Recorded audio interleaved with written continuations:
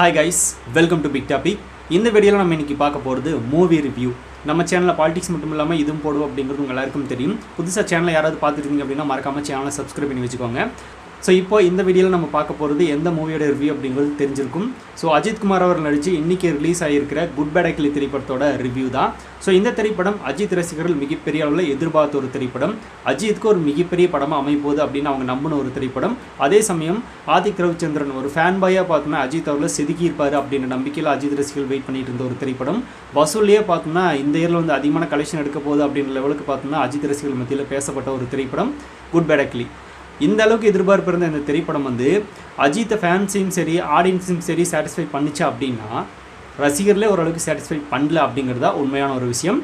ஆடியன்ஸுக்கு பார்த்தோன்னா கண்டிப்பாக இது பிடிக்கிறதுக்கு வாய்ப்பே இல்லை. அந்த அளவுக்கு தான் பார்த்தோன்னா ஒரு திரைப்படத்தை வந்து ஆதிக் ரவிச்சந்திரன் ப்ரெசென்ட் பண்ணியிருக்காரு. அதாவது இந்த படத்துக்கு நான் போகும்போது கண்டிப்பாக இந்த திரைப்படம் ட்ரெய்லர் பார்த்ததுக்கு அப்புறமா ஒரு நல்ல வைப்பை கொடுத்துச்சு. டெஃபினட்டாக ஒரு தியேட்டர் மெட்டீரியலாவது இருக்க போகுது, கண்டிப்பாக நம்ம என்ஜாய் பண்ணலாம், ஒரு நல்ல படமாக வரப்போகுது, ரிவ்யூ பார்த்தோம்னா நல்லா ஒரு நம்ம மைண்ட் செட்டில் போகலாம் அப்படின்ற ஒரு மைண்ட் செட்டில் தான் படத்துக்கே போனது. ஆனால் போய் அப்படியே ரிவர்ஸ் பேக் ஃபயர் ஆகும் அப்படின்னு சத்தியமாக எதிர்பார்க்கவே இல்லை. அந்த அளவுக்கு பார்த்தோம்னா அறுத பழசான ஒரு கதை, அதில் ஸ்க்ரீன் பிளேலே இல்லாத பார்த்தோம்னா சில விஷயங்களை பண்ணி சில சீன்ஸை மட்டும் ஒப்பேற்றி பார்த்தோம்னா படத்தை முடிச்சிருக்காரு டேரக்டர் ஆதிக் ரவிச்சந்திரன் அவர்கள். ஸோ இதுக்கு தான் பார்த்தோம்னா ஃபேன் பை மூமெண்ட் அப்படின்னா என்ன அப்படிங்கிறத மற்ற டேரக்டர்ஸ்கிட்ட கற்றுக்கணும். அதாவது எக்ஸாம்பிளுக்கு சொல்லணும் அப்படின்னா பேட்ட திரைப்படத்தை வந்து கார்த்திக் சுப்ராஜ் கிட்ட பார்த்து கற்றுக்கலாம். தளபதி கிட்ட பார்த்தோம்னா அட்லி அவர்கள் வந்து வேலை செஞ்சார்ல ஒரு ஃபேன் பாயா, அந்த மாதிரியான தெரி, அதுக்கப்புறமா மெர்சல் இதெல்லாம் பார்த்து கற்றுக்கலாம். ஸோ ஃபேன் பாய் மூமெண்ட் அப்படின்னா இதுதான். இந்த ஒரு ஃபேன் பாய் மூமெண்ட்டை ஆதிக் ரவிச்சந்திரன் குட் பேட் அக்லியில் காட்டியிருப்பார் அஜித்தை வச்சு அப்படின்னு எல்லாரும் எதிர்பார்த்தா அது எதுவுமே கிடையாது. சும்மா பார்த்தோம்னா அஜித் அவர்கள் ட்ரெஸ்ஸை போட்டு நடக்க விட்டு பார்த்தோம்னா ஷூட் பண்ணி பேக்ரவுண்ட் மியூசிக் ஆட் பண்ணி படத்தை ரிலீஸ் பண்ணலாம் அப்படின்ற பிளானில் குட் பேட் அக்லி திரைப்படத்தை எடுத்திருக்காரு ஆதிக் ரவிச்சந்திரன். சரி ஓகே ப்ரோ, படத்தில் என்னதான் பிரச்சனை அப்படின்னு கேட்பீங்க. எல்லாமே பிரச்சனை. இதுதான் பிரச்சனை இல்லை அப்படின்னு நம்ம சொல்லவே முடியாது. இதுதான் ஒரு பாசிட்டிவ், இதுதான் ஒரு நெகட்டிவ் அப்படின்னு சொல்லவே முடியாது. இதில் எல்லாமே பார்த்தோன்னா நெகட்டிவாக தான் கொட்டி கிடக்கு. மிக முக்கியமாக ஸ்டோரி அப்படிங்கிறத ஒன்லைன் ஸ்டோரி தான். இதை சொல்லணுன்னா கூட பார்த்தோம்னா ஸ்டோரியை ரிவீல் பண்ணுற மாதிரியெல்லாம் அர்த்தமாகாது. ஏன்னா அந்தளவுக்கு பார்த்தோம்னா ரொம்ப பெரிய அளவில் சீக்ரெட்டான ஸ்டோரியெல்லாம் கிடையாது. ஒரு அப்பா தன்னோட மகன் பார்த்தோன்னா ஜெயிலுக்கு போயிடுறான், அந்த பையனை வெளியே கூட்டிகிட்டு வரக்கூடிய ஒரு கதை. ஸோ இந்த படத்தோட ஃபுல் ஸ்டோரியே இதுதான். இதுக்கு நடுவில் பார்த்தோன்னா எப்படி வந்து நம்மளை என்டர்டெயின்மெண்ட் பண்ணுற மாதிரியும் சில விஷயங்களை உள்ள போய் பார்த்தோன்னா ஃபேன்ஸை வந்து சாட்டிஸ்ஃபை பண்ணுற மாதிரியும் எடுத்திருக்காரு ஆதிக் ரவிச்சந்திரன் அப்படின்னு தான் எதிர்பார்த்துருப்போம். ஆனால் அது எதுவுமே இல்லை. இந்த படத்தோட ஸ்டார்டிங்லேயே பார்த்தோன்னா அஜித் அவரோட இன்ட்ரோவே பார்த்தோன்னா கிட்டத்தட்ட ஒரு 10 நிமிஷத்துக்கு இழுக்கிறாங்க. அதிலே தெரிஞ்சு போச்சு என்னடா ஜவ்வா இழுக்கிறீங்க இன்ட்ரோவே அப்படின்ற மாதிரி. அதுக்கப்புறமா வந்து ஒரு ஃபைட் சீக்வன்ஸ் வருது.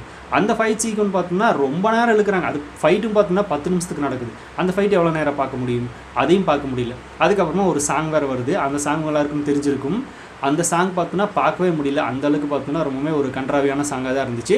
அந்தளவுக்கு பார்த்தோன்னா அந்த சாங்கும் அந்த படத்தில் சரியில்லை. இந்த மாதிரி ஒவ்வொரு விஷயமா இழுத்து பார்த்தோன்னா ஜவ்வு மாதிரி வச்சே படத்தை பார்த்தோன்னா கிட்டத்தட்ட ஒரு 3/4 மணி நேரம் ஓட்டிட்டாங்க. சம்மந்தமே இல்லாமல் ஓட்டிட்டாங்க. அதுக்கப்புறமா தான் கதைக்குள்ளேயே போக ஆரம்பிக்கிறாங்க. அந்த கதையாவது சூடு பிடிக்குதா அப்படின்னு பார்த்தா அதுவும் இல்லை. இப்போது வில்லனை பார்த்தோம்னா ஒரு 3/4 மணி நேரம் கழிச்சு இன்ட்ரோ பண்ணுறாங்க. எல்லாருக்கும் தெரிஞ்ச விஷயம் இந்த ஓப்பனாக சொல்ல வேண்டிய அவசியமெல்லாம் ஒன்றும் இல்லை. அர்ஜுன் தாஸ் தான் வில்லன் அப்படிங்கிறது தெரியும். அந்த அளவுக்கு பார்த்தோம்னா அவருக்கும் ஒரு மெயில் வில்லன் இருப்பார். ஆனால் அவர் படத்தில் நடிக்கவே மாட்டார். வில்லனாக பார்த்தோம்னா அர்ஜுன் தாஸ் தான் வந்திருப்பார். அது வேறு கதை. ஸோ அந்த மாதிரி பார்த்தோம்னா வில்லன் இன்ட்ரோ பண்ணாங்க.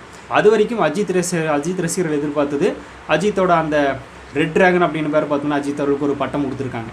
அவர் ரெட் ட்ராகன் ஒரு மிகப்பெரிய கேங்ஸ்டர் அப்படின்னு லெவலுக்கு பார்த்தோன்னா பில்டப் பண்ணுவாங்க.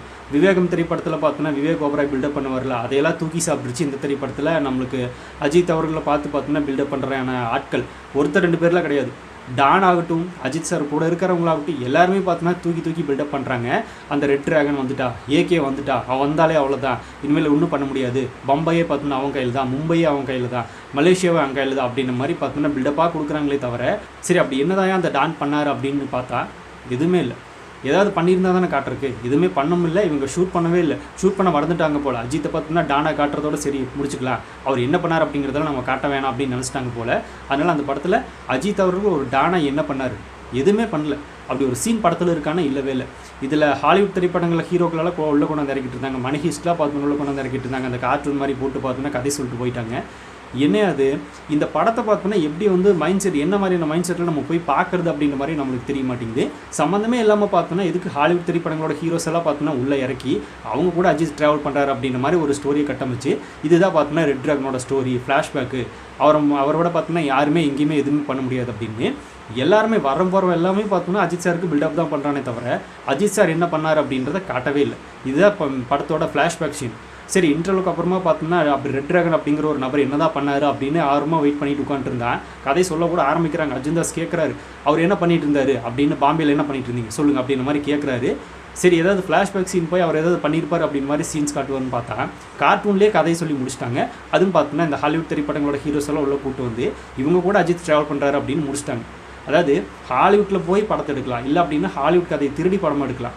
ஆனால் இங்கே பார்த்தோன்னா ஹாலிவுட் ஹீரோக்களை மட்டும் இழுத்துட்டு வந்து அவர் கூட ட்ராவல் பண்ணார் ஏகே அப்படின்ற மாதிரி.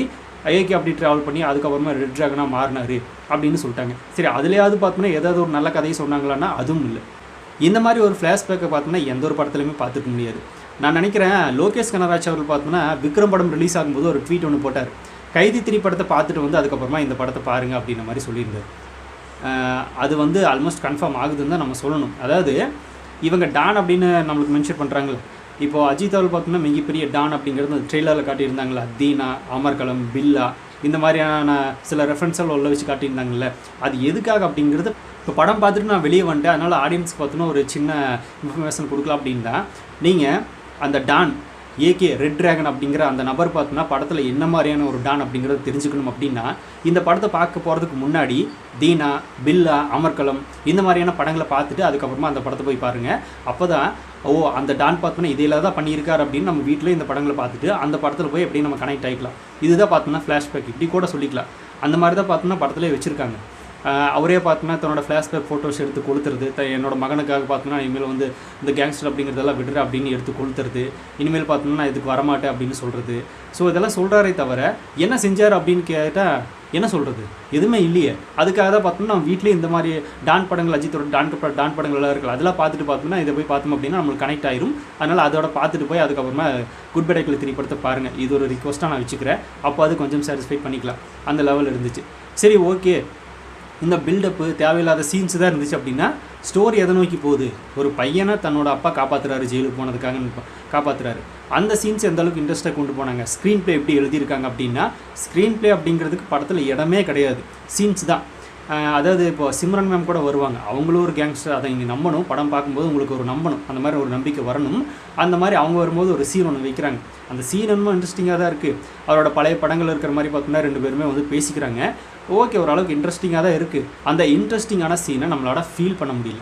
ஏன் அப்படின்னா ஸ்டோரிக்கு ஏற்ற மாதிரி அந்த சீன் போனால் தான் நம்ம அதோட ட்ராவல் பண்ணி பார்த்தோன்னா அதை வந்து என்ஜாய் பண்ண முடியும். ஸ்டோரி ஒரு பக்கம் போயிட்டுருக்கு, இந்த சீன் ஒரு பக்கம் போயிட்டுருக்கு. இந்த சீனை வைக்கணும் அப்படின்றதுக்காக வச்சுருக்காங்க அப்படிங்கிறது அப்பட்டமாக தெரியுது. அதாவது ஒரு சில உப்பேற்ற மாதிரி சீன்ஸ் எல்லாம் உள்ளே வச்சு பார்த்தோம்னா படத்தை நம்ம தூக்கிடலாம் அப்படின்ற மாதிரி ஆதி பிளான் பண்ணியிருப்பார் போல். அதுதான் படங்களுக்கு மிகப்பெரிய மைனஸாகவே மாறி இருக்குது இந்த படத்துக்கு. அதில் எந்த வித டவுட்டுமே வேணாம். சிம்ரனை வர வச்சது, அதுக்கப்புறமா அவரோட படங்கள் இருக்கிறதே பார்த்தோன்னா ரெஃபரன்ஸாக உள்ள எடுத்து வச்சுது, அவரோட படங்களோட டைலாக்கே பார்த்தோன்னா அவர் பேசுறது. ஸோ இதெல்லாம் பார்த்தோன்னா படத்துக்கு தேவையே இல்லை, ஒட்டவே இல்லை. அதுதான் உண்மையான ஒரு விஷயம். டான் அப்படிங்கிறதே இந்த படத்தை கொட்டல, அப்புறம் டைலாக்கெல்லாம் எப்படி ஒட்டும் அப்படின்ற மாதிரி ஒரு கேள்வி இருக்குல்ல. அந்த லெவலில் தான் பார்த்தோன்னா இந்த படத்தை ஆதிக்கு எடுத்திருக்காரு. இதில் அஜித் சாரை நம்ம குறை சொல்ல முடியுமானா இல்லை. எனக்கு தெரிஞ்சு பார்த்தோம்னா அஜித் சாருக்கு இந்த படத்தில் அவர் நடிப்பையே கொடுக்கல. சும்மா ட்ரெஸ்ஸு பார்த்தோம்னா விதவிதமாக கெட்ட போட்டுவாங்க, கூலிங் கிளாஸை மாட்டுங்க, நடங்க, பேக்ரவுண்டில் ஜிவி பார்த்துக்கு வர மியூசிக்கை போட்டு நீங்கள் இந்த மாதிரி பண்ணிட்டுருங்க அப்படின்ற மாதிரி அவர் ஒரு ஸ்கிரிப்ட் அஜித் அவருக்கு கொடுத்த மாதிரி தான் இருந்துச்சே தவிர அஜித் அவர்களுக்கு நடிப்பையே இந்த படத்தில் வந்து ஆதி கொடுக்கவே இல்லை. இன்னும் சொல்லப்போனால் விடாமுயற்சி திரைப்படத்தோட அஜித் அவர்கள் நல்லா நடிச்சிருப்பார். கோபம், சிரிப்பு, அழுகை, அந்த ஹஸ்பண்ட் அப்படிங்கிற ஒரு ஃபீல், தன்னோட மனைவிக்கான அப்படின்ற ஒரு முகபாவனைகள்லாம் நடிச்சிருப்பார். அதில் கூட ஆக்டிங் இருக்குது. அந்த படம் சரியாக போகலை அப்படின்னாலும் அதில் நடிப்புன்றதை ஒன்றை பார்த்தோம்னா சூப்பராகவே கொடுத்துருந்தாரு மகிழ் திருமேனி அஜித் அவர்களுக்கு. ஆனால் இந்த படத்தில் ஆதிக்கு வந்து அஜித் அவர்களுக்கு நடிப்பை கொடுத்துருக்காருன்னா இல்லை, நடிப்பே படத்தில் அஜித் அவர்களுக்கு கிடையாது. சும்மா நடக்கிறது மட்டும்தான் அவரோட வேலையாக இருந்துச்சு. சரி, ஓகே, த்ரிஷா மேம் வந்து ஹீரோயினி, அவரோட ஒய்ஃப் அவங்க தான். சரி, அவங்களுக்காக ஏதாவது கொடுத்தாங்க அப்படின்னா எதுவுமே இல்லை. இன்னும் சொல்லப்போனால் இந்த படத்தோட கதை நகரத்துக்கு முக்கியமான காரணமே அவங்களா தான் இருப்பாங்க. சரி, அதாவது பார்த்தோன்னா ஒரு உருப்படியான சீனாக வச்சுட்டு அது ஸ்க்ரீன் பிளேவை நல்லபடியாக கொண்டு போனாங்களான்னா அதுவும் கிடையாது. அவங்களும் படத்தில் வேஸ்ட்டு. பிரபு சார் வர்றாரு, அவரும் பார்த்தோம்னா படம் ஃபுல்லாக வர்றாரு, ஆனால் அவர் கூட ஒரு ஸ்ட்ராங்கான ரோலும் கிடையாது. அதுக்கப்புறமா பிரசன்னா அவரும் வர்றாரு, அவருக்கும் பார்த்தோம்னா ஸ்ட்ராங்கான ரோல் கிடையாது. ஸோ இந்த மாதிரி இவங்க ஃபேமிலி ப்ளஸ் அந்த வில்லன், அதுக்கப்புறமா அந்த கேங்ஸ்டர் ஒரு 4-5 பேர் அப்பப்போ சுற்றிட்டு இருப்பாங்க. இவங்க தான் பார்த்தோன்னா படத்தில் நடிகர்களே, பெரிய அளவில் ஆக்ட்ரஸும் கிடையாது, அந்த லெவலில் பார்த்தோன்னா ஒப்பேற்றி வச்சுருக்காங்க. அதுக்கப்புறமா சம்மந்தமே இல்லாமல் யோகி பாபு ஒரு இடத்துல வருவார், அவரை பார்த்தோம்னா ஏகே வரார் வழிவிடுங்க அப்படின்னு மாதிரி சொல்லுவார். அது ஏன் எதுக்கு வருது, என்ன சீனு, என்ன புரிஞ்சுதா ஒன்றுமே தெரியல, அந்த மாதிரி ஒரு சீனை வச்சுருப்பாங்க. இதில் ட்விஸ்ட்டுன்ற பேரில் அர்ஜுன் தாஸ் அவர்களுக்கு பார்த்தோம்னா சரி சீக்ரெட் உடைக்கிறது ஒன்றும் தப்பு இல்லை, ஏன்னா கதையே இல்லைன்னு ஆகி போச்சு, அதில் உடைக்கிறதுல நின்றுக்க போகுது. அர்ஜுன் தாஸ்க்கு டுயல் ரோலுங்க இந்த படத்தில். 2 அர்ஜுன் தாஸ் வர்றாங்க. அவங்க என்ன பண்ணாங்க அப்படின்னா இது பண்ணல. என்ன பண்ணுறாங்க, எதுவுமே பண்ண கிடையாது. அவருக்காவது பார்த்தோன்னா ஒரு சில இடங்கள் வந்து ஏற்றுக்கிற மாதிரியான சில சீன்ஸ் இருக்குதா, ஆனால் அந்த வில்லன் அப்படிங்கிற கதாபாத்திரம் ஸ்ட்ராங்காக இருக்கான்னா இல்லை. ஆனால் ஒன்று இந்த படத்தில் அர்ஜுன் தாஸ் அவர்கள் பார்த்தோன்னா எல்லாருமே சாட்டிஸ்ஃபை பண்ணியிருக்குது என்ன அப்படின்னா, இந்த ஒத்தருவா தார பாட்டு, அதுக்கப்புறமா இந்த தொட்டு தொட்டு பேசும் சுல்தானா, இன்னும் பார்த்தோன்னா ஒரு சில ஓல்டு சாங்ஸ் எல்லாம் உள்ளே புகுத்தி அவர் டான்ஸ் பண்ணிகிட்டு இருப்பார். ஒவ்வொரு சீனில் பார்த்தோன்னா அவர் டான்ஸ் பண்ணுவார், அது அவருக்கு பிடிச்ச மாதிரி ஒரு மூமெண்ட்டாக இருக்கும். அந்த சாங்ஸ் எல்லாம் உள்ளே போட்டு டான்ஸ் பண்ணியிருந்தார். சும்மா சொல்லக்கூடாது, அர்ஜுன் தாஸ் பார்த்தோன்னா சூப்பராகவே டான்ஸ் பண்ணியிருந்தார் அந்த சாங்க்கெல்லாம், அதெல்லாம் பாராட்டுற மாதிரி தான் இருந்துச்சு. அதுவும் பார்த்தோன்னா படம் ரொம்பவே இந்த மாதிரி போயிட்டு இருக்கும்போது அந்த சாங்ஸை கொண்டு வந்து உள்ளே வச்சு பார்த்தோன்னா ஒரு வைப் கொடுத்தாங்க, அது கூட நல்லா இருந்துச்சு. இவ்வளோதான், வேறு எதுவுமே கிடையாது அர்ஜுன் தாஸ்க்கு இந்த திரைப்படத்தில். அந்தளவுக்கு பார்த்தோன்னா ஒரு ஒஸ்ட் வில்லனாக தான் அர்ஜுன் தாஸ் அவர்கள் இதில் மெயின்டைன் பண்ணியிருக்காரு ஆதிக் ரவிச்சந்திரன். கான்செப்ட் கட்டுதா, 2 டுயல் ரோலுக்கு 2 பேரை கொண்டு வந்து நம்ம போடலாம் அப்படின்னு யோசிச்சதெல்லாம் வரைக்கும் கரெக்டு தான். ஆனால் அவங்களுக்கு உண்டான ஸ்ட்ராங்கான கேரக்டர் இல்லையே, அதுதான பிரச்சனை. அஜித் அவர்கள் பார்த்தோன்னா அவங்களை எடுத்து வர்றாரு அப்படின்னா, அஜித் அவர்களாவது ஸ்ட்ராங்கான கேரக்டர் அப்படி என்ன பண்ணியிருக்காரு அப்படின்னா அவரும் எதுவும் பண்ணல, எதுவுமே இல்லை, சம்மந்தமே இல்லாமல் பார்த்தோன்னா ஒரு கேங்ஸ்டர் அப்படின்னு அவங்க சொல்லி தெரியுறாங்க, இவங்களாம் பில்டப் பண்ணிக்கிறாங்க. என்ன கேங்ஸ்டர் அப்படின்னு கேட்டால் கடைசி வரைக்கும் சொல்லவே மாட்டாங்க.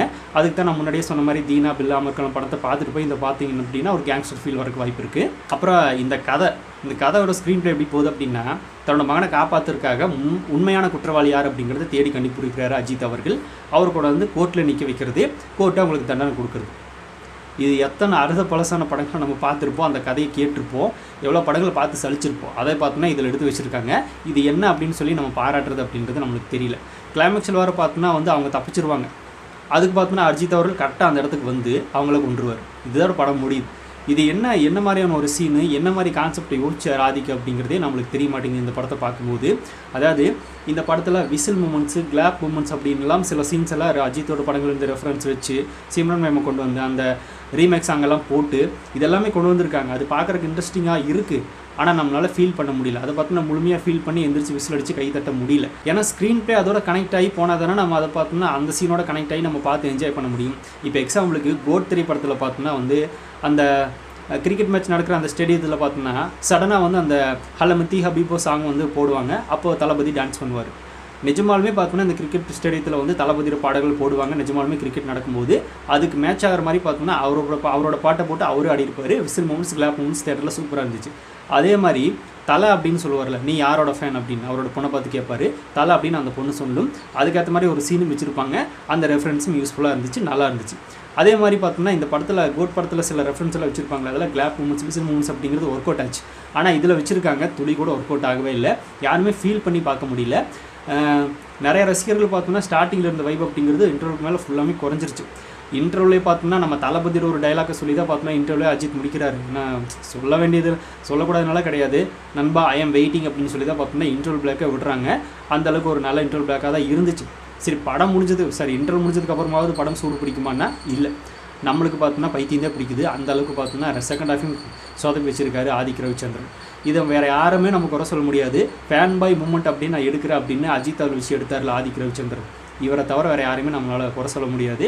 இவரோட முழு கவனமும் பார்த்தோன்னா அஜித் மேலே போயிருச்சே தவிர ஸ்டோரி மேலே போகல. நம்மளுக்கு பிடிச்ச ஹீரோ விதவிதமாக கெட்ட போட்டு நம்ம நடக்க விடலாம், விதவிதமாக பார்த்தோன்னா நம்ம பில்டப் பண்ணலாம் அப்படின்ற மைண்ட் செட்லேயே இந்த படத்தை எடுத்துருக்காரே தவிர ஸ்க்ரீன் பிளேல கோட்டை விட்டார்.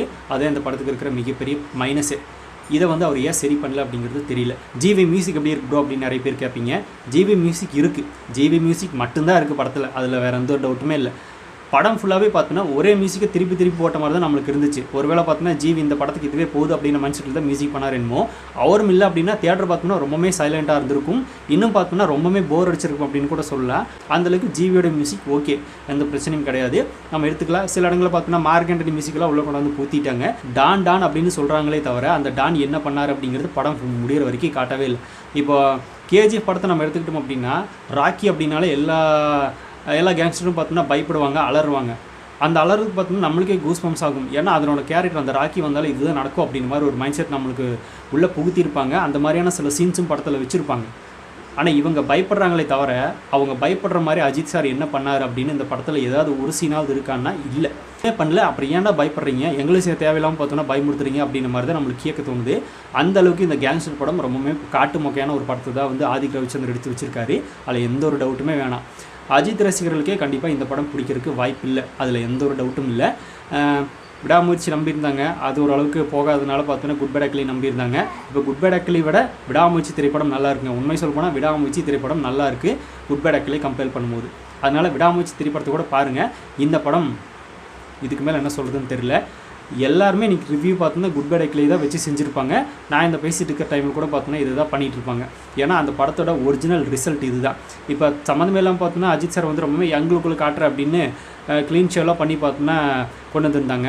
அதுக்காக பார்த்தோன்னா ஏதாவது ஒரு சீன் நல்ல சீன் படத்தில் வச்சுருக்கலாம், அவரை பார்த்தோன்னா ஒரு ஃபைட் சீக்வன்ஸ் பண்ண வச்சுருக்கலாம், நடிக்க வச்சுருக்கலாம். அந்த கெட்டப்பாவது அவர் கஷ்டப்பட்டு பண்ணியிருந்தார்ல, அதுக்காக எதுவும் பண்ணியிருக்கலாம். அதுவும் ஒன்றும் கிடையாது. விதவிதமான கெட்டப்பில் வர்றாரு, அதெல்லாம் ஒரு 5 நிமிஷம் தான், அவ்வளோதான். அதுக்கு மேலே பார்த்தோன்னா அந்த கெட்டப்புக்கு வேலையே இல்லை, கழட்டி போட்டு கிளம்பிடுறாரு. அதுக்கப்புறமா வந்து மறுபடியும் ஒரு மொக்கையான சீன் வருது. மொக்கையான நம்மளும் பார்த்தோன்னா பார்த்துட்டு என்ன பண்ணுறதுன்னு தெரியாமல் கம்முன்னு உட்காந்துருக்க வேண்டியதாக. சும்மா பார்த்தோன்னா என்டர்டைன்மெண்ட்டுக்கு ஏதோ போர் அடிக்குன்னு எடுத்திருக்காங்க. ஆனால் நம்ம என்டர்டைன்மெண்ட் ஆகணும்ல, அது ஆகலை. அதனால் இனிமேல் இந்த படம் என்ன ஆக போகுது அப்படிங்கிறத பொறுத்து தான் பார்க்கணும். ஸோ அவ்வளோதான், வேறு ஒன்றும் இல்லை இதில் சொல்கிறதுக்கு. ஸோ படத்தை பார்த்துருந்தீங்கன்னா அதை எப்படி இருக்குன்னு கமெண்ட்டில் சொல்லுங்கள். அப்படி நம்ம பிக் டாபிக் சேனல் யாராவது சப்ஸ்கிரைப் பண்ண வந்தால் மறக்காமல் சப்ஸ்கிரைப் பண்ணிக்கோங்க. நிறைய big topics, political news, trending news, cinema updates, reviews அப்படின்னு நிறைய நம்ம சேனல் திறந்து வரப்போகுது.